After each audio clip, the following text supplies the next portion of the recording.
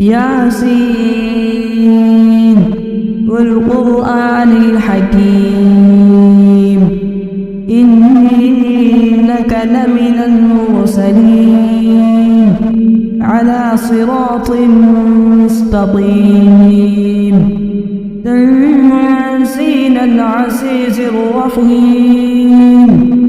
لتنذر قوما ما أنذر آباؤهم فهم غافلون لقد حق القول على أكثرهم فهم لا يؤمنون إنا جعلنا في أعناقهم أغلالا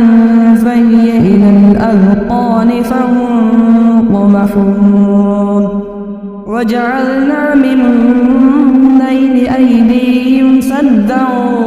ومن خلفهم سدا فأغشيناهم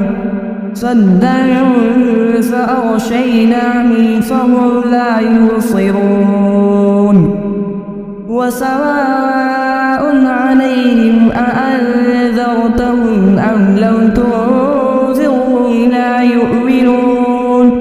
إنما تنذر من اتبع الذكر وخشي الرحمن بالغيب